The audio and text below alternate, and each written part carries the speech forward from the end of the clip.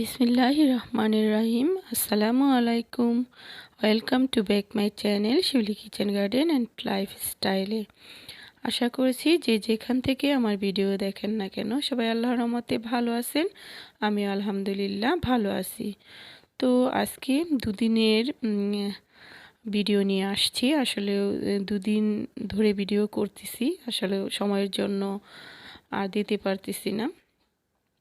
তো আজকে ভাবছি যে দিয়ে দিই, তো সেজন্যই ভিডিওটি করে নিলাম।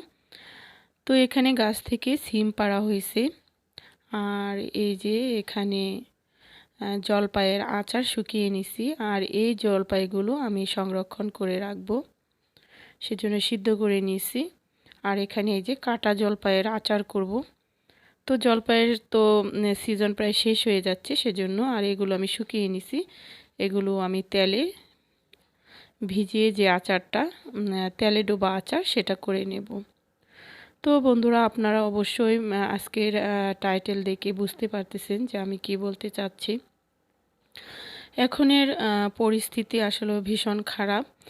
আর এখন বাজার ব্যবস্থা যে ঊর্ধ্বগতি, এই সময়ে আমরা সংসারে সব কিছু ব্যয় করে কিভাবে সংসারে কিছু পয়সা আমরা আর্ন করতে পারবো, আয় করতে পারবো এবং সঞ্চয় করতে পারবো, সেটাই আজকে আপনাদের মাঝে শেয়ার করব।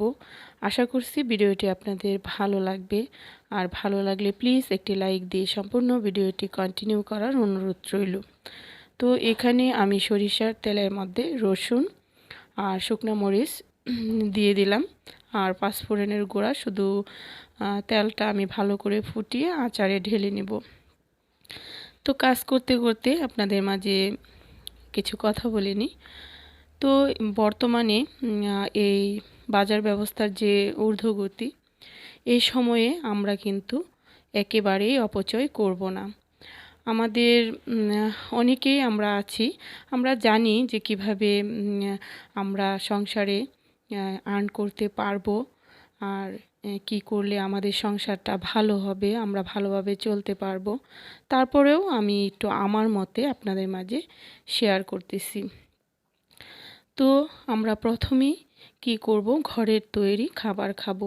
আমাদের মাঝে অনেকেরই এরকম অভ্যাস আছে, যারা আমরা বাহির থেকে খাবার অর্ডার করি এবং বাহির থেকে আমরা খাবার কিনে খাই। এটা আমরা একদমই করব না। আর বাহিরের খাবার বর্তমানে অনেক দাম।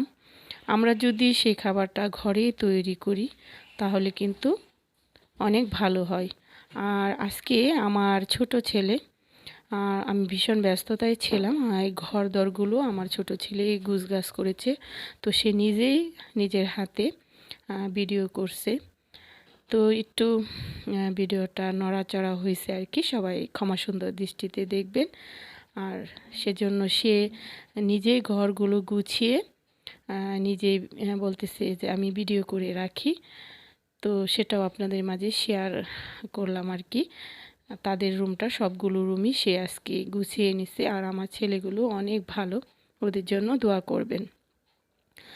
তো ওই যে এক ছেলে মোবাইল নিয়ে বসে আছে, সেটাও ছোট ছেলে বলতেছে আমি কাজ করছি আর তুমি শুয়ে আছো, সেজন্য ওকেও তুলে ধরছে।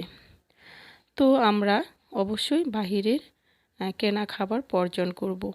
আর আমাদের সংসারে যদি কোনো কিছু প্রয়োজন হয়, তো আমরা যেটা প্রয়োজন হবে শুধু প্রয়োজনটুকু কিনব, আমরা প্রয়োজন ছাড়া কোনো কিছুই কিনব না। তারপরে আমরা অনেকেই আছি যে অতিরিক্ত, যেমন অনেক কিছুই যেটা আমার সংসারে প্রয়োজন সেটা বাদ দিয়েও অনেক কিছুই মানে চোখে ভালো লাগলো আর সেটা আমরা কিনে ফেলি। সেটা একদমই করা যাবে না হুটহাট করে। যেমন সাপোজ আমি রাস্তা দিয়ে যাচ্ছি বা বাচ্চাকে কোচিংয়ে নিয়ে গেলাম বা প্রাইভেটে নিয়ে গেলাম, হাতের পাশে দেখলাম ফেরিওয়ালা বসে আছে সুন্দর সুন্দর জিনিস নিয়ে, সেগুলো একদম কেনা যাবে না। আর এই যে বন্ধুরা, এখানে আমি দই তো ঘরেই তৈরি করছি। এটা হচ্ছে সন্ধ্যাবেলা।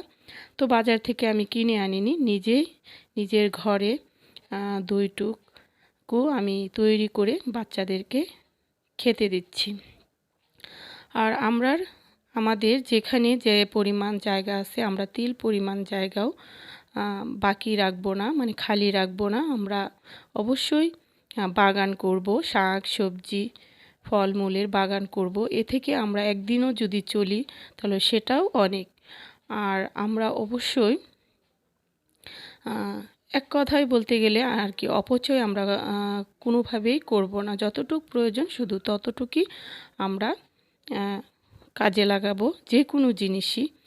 আর আমরা যখন আমরা বাজার করব, মাসিক বাজারটা যখন আমরা লিস্ট করব যে আমার এক মাসে কতটুক প্রয়োজন, আমরা শুধু সেটুকুই ক্রয় করব। আর এর বেশি আমরা কখনোই ক্রয় করব না। বাহিরের খাবার খাবো না, অপ্রয়োজনীয় কোনো কিছু কিনব না।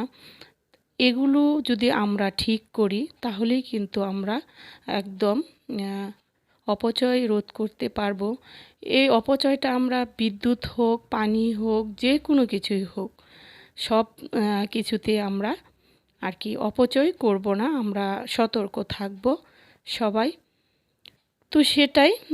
আর এভাবে যদি আমরা ভালোভাবে ঠিকঠাক মেনটেন করে চলি তাহলে অবশ্যই আমরা মিতব্যয়ী হব এবং কিছু আর্ন করতে পারবো। তো বন্ধুরা, ভুল ত্রুটি হলে ক্ষমা সুন্দর দৃষ্টিতে দেখবেন। সবাই ভালো থাকবেন, সুস্থ থাকবেন। তো আজ রাখছি, আল্লাহ হাফিজ।